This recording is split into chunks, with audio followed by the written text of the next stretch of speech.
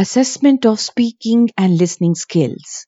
Speaking and listening skills need a very strong emphasis and is an important objective leading to academic and professional competence. As good communication skills raise the self-esteem and give a student confidence to face the challenges of life. It is desired that the student acquires proficiency in it by the time he or she completes school education. Hello everyone, welcome to English Tutorials by Poonam Thakur. In this video, I will be focusing on ASL. This year examination is divided into two terms. In term 1, assessment of listening and speaking skills will be of 10 marks. Emphasis will be given to listening and speaking skills of the students. Term 2 will consist of project file and viva. Out of 10 marks allotted for the term, 5 marks are for project report or script writing or essay, and 5 marks are for viva.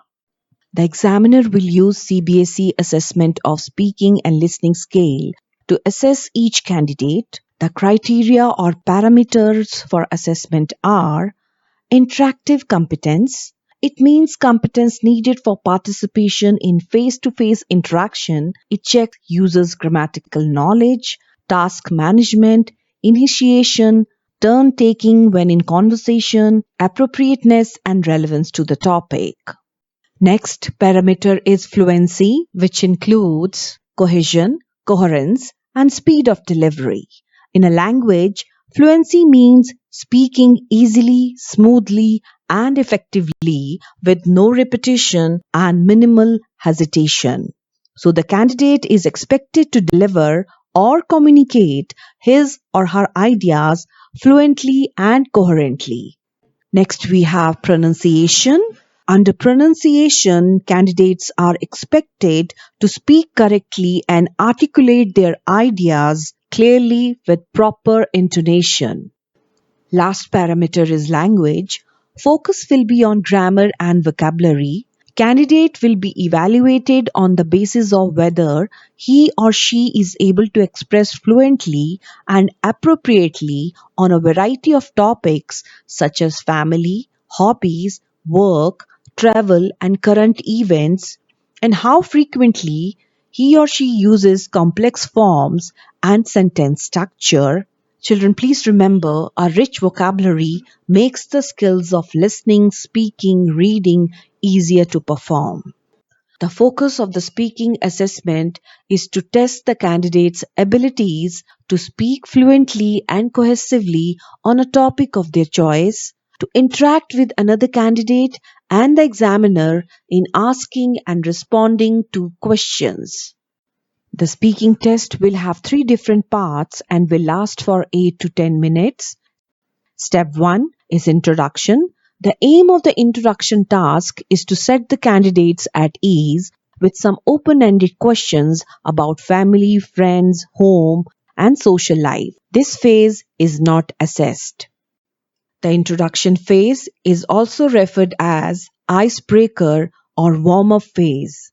Examiner will introduce herself and will ask candidates to introduce themselves one by one, followed by some open-ended icebreaker questions like, tell me something about your family, home, school, hobbies, friends, where do you live, who is your favorite sports person, what do you plan to study after class 12th, what's a random act of kindness you did for a stranger, what's the most challenging thing you have done in life, and this activity will take 1 minute. Let's try to understand step 1 with the help of demo video. Welcome to speaking test. My name is Poonam Thakur. What's your name? Good morning, ma'am. My name is Arya Kale. Arya Kale. And what's your name? Good morning, ma'am. My name is Bhargavi Malik. Bhargavi. Okay, so your names are Arya Kale, serial number 29A, and you are Bhargavi Malik, serial number 29B of class 12th E. Am I right? Yes. Okay, Arya, tell me something about your free time. What do you do in your leisure time? Ma'am, in my leisure time, I like to write poetry or paint. And during the lockdown, I also learned how to do knitting and make clay sculptures. Okay, and Bhargavi, tell me something about yourself. Yes, ma'am. As you already know, my name is Bhargavi Malik. I'm a student of class 12th E. After 12th, I wish to pursue higher studies in economics or political science. And I like doing yoga and dancing. And I'm also training in the Indian classical dance Kathak. Okay, that's very good. Step 2 is topic presentation, which is pre-prepared. The aim of the topic presentation task is for the candidates to show that they are able to present an oral report or summary on a subject of their choice, or to narrate an incident or event in their lives. Both the candidates will get a turn to present their topics. The candidates should speak for 1 minute about a topic they have selected and prepared in the class. When one presents, the other one can ask questions after the presentation. The teacher or examiner will question them both at the end of their presentation. It is very important the students do not recite learnt material or read it from the paper. Marks will be awarded for real engagement with their topic. Step 2 will take approximately 5 minutes. Let's see the demo now. Ever since sudden lockdowns were imposed globally, there was one thing that turned into a savior for us, an array of normality in these tumultuous times. This great growling engine of change is technology. Now, technology cannot prevent pandemics entirely, but it can make one significantly easier for us. Allow me to quote a few examples for this. Due to access to internet, we can now attend our classes online. With the new Arogya Setu app, the government can now control the spread of COVID much more effectively. And all of our deliveries, orders, transactions have been switched to a contactless mode. Several new doors filled with opportunities have been opened up as institutions can now organize events that have a global reach and participation. People from different corners of the world have come together to fight through this battle in solidarity. It seems almost impossible to have survived for this long with human interaction no longer a choice or an option without technology. To conclude, I'd like to say, prior to this pandemic, if any person was asked whether schooling, learning, education, and jobs can be continued successfully from home, he or she would have laughed at the absurdity of this question. But here we are today, continuing our normal lives, our normal classes, our examinations, and some even their jobs online. And for this, we have only one thing to thank, technology. Thank you. Thank you, Arya. Bhargavi, can you ask Arya a question, please? Yes, ma'am. So, Arya, my question for you is, in the context of the pandemic aside, what do you think is the role of technology? Is it a boon or a bane for humanity? Thank you, Bhargavi, for your question. In my opinion, technology is such a vast term that it cannot be categorized into specifically a bane or a boon. So while its negative impacts cannot be completely ignored, I don't think that the positive impact of technology that it has had on human society can ever be overlooked. Moreover, I'm sure in the upcoming years, humanity will definitely find a way to minimize its negative impacts. Thank you. Okay, Arya, do you think COVID-19 pandemic has catalyzed adoption of digital technology? Thank you, ma'am, for your question.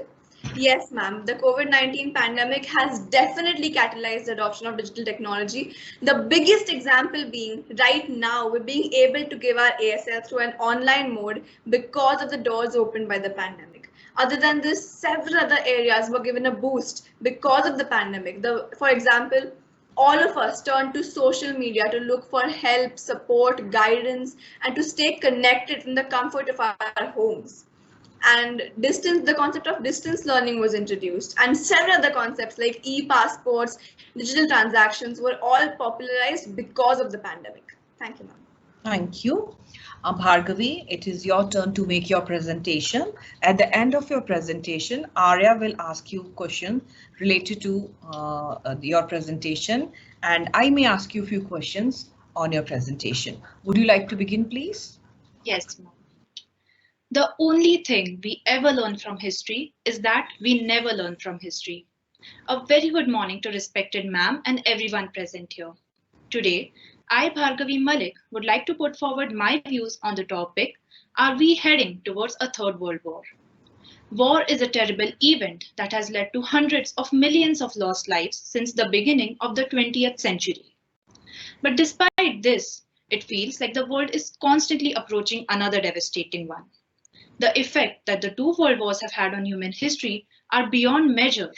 Most people agree that the Third World War would overshadow its predecessors in terms of death and destruction because such a war would most certainly involve nuclear weapons. Talks of a Third World War have been going on for years, and much of the fear is driven by the Cold War rivalries between Russia and USA. While there are still concerns that these two nations may come to blows with each other, the rise in the power of China, North Korea's increasing nuclear arsenal, the Syrian conflict, and also the Indo-Pak conflict means that there are new danger areas coming up. A third world war, no matter how many people think would happen, is still far-fetched. It hasn't been 100 years since humanity is recovering from the horrors of the last World War. Any person with a sane mind would not want a war, at least not a global one. The current regional conflicts simply do not have the potential to trigger a conventional world war. The world is at its most peaceful and war-free point in human history. World War III, no matter how many people think would happen, is still not yet arrived. To conclude, I would like to say that the more you sweat in peace, the less you bleed in war. Hate is never as powerful as love and respect. So, the only way to win World War III is by preventing it. Thank you. Thank you. Arya, can you ask a question, please? Yes, ma'am. So, Bhargavi, you mentioned in your speech that the world is at its most peaceful and war-free point in human history.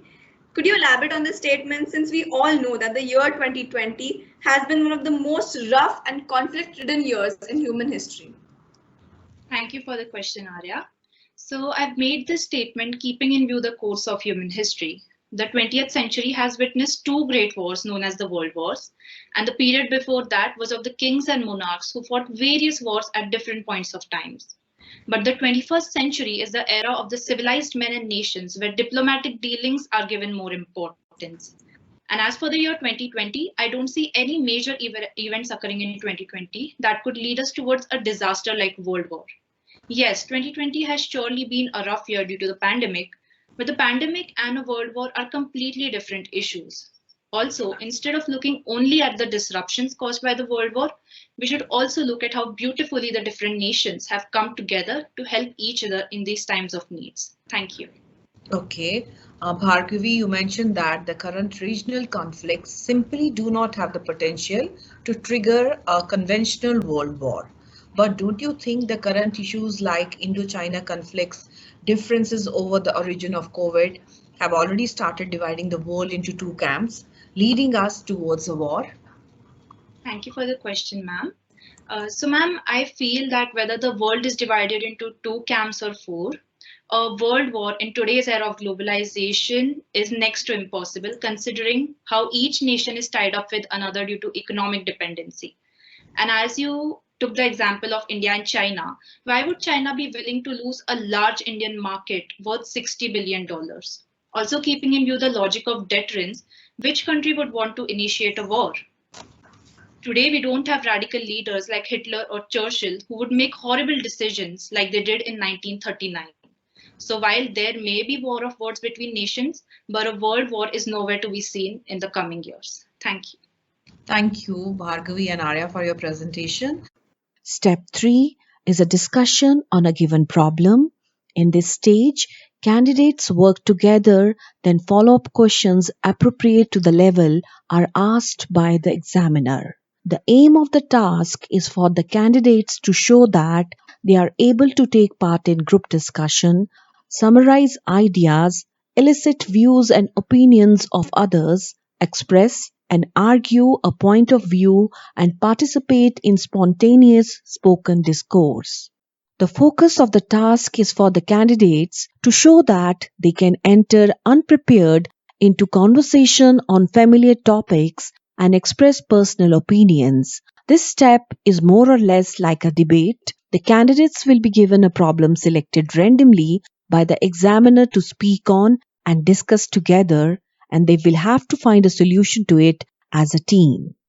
The candidates will discuss the problem for 2 minutes and will try to find a solution to it. After the discussion, the examiner will invite the candidates one after the other to share the outcome of the discussion and will ask one or two follow-up questions and will formally close the test with a thank you and goodbye. Let's check out the demo now.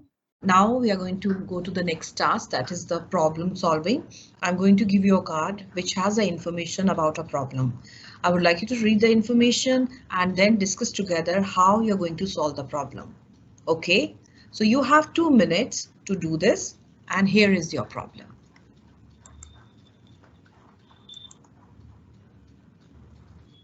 Go ahead, read the question.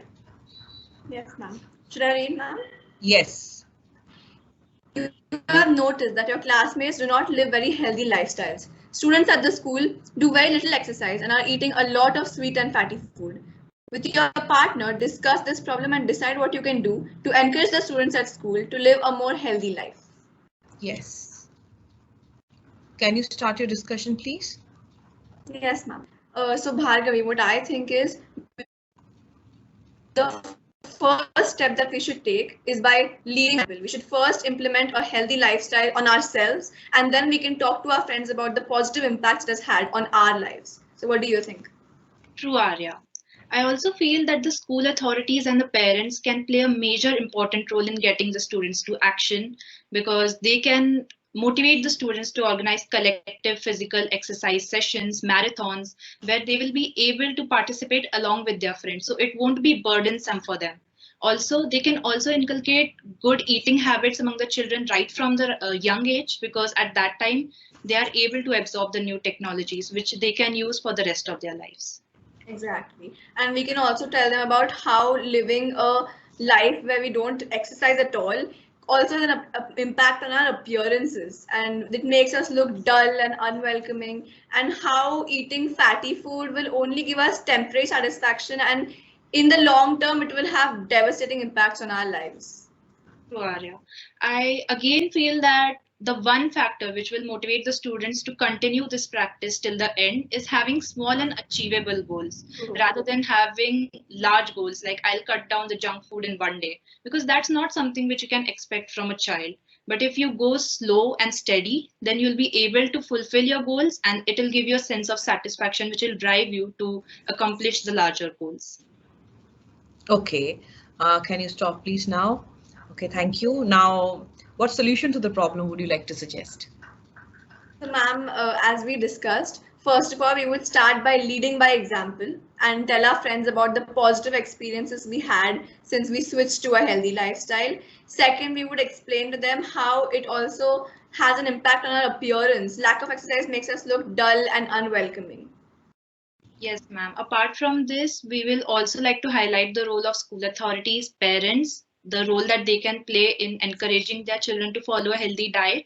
And also, motivation tends to be higher while exercising in a group. So the best thing would be to exercise along with your friends in a group.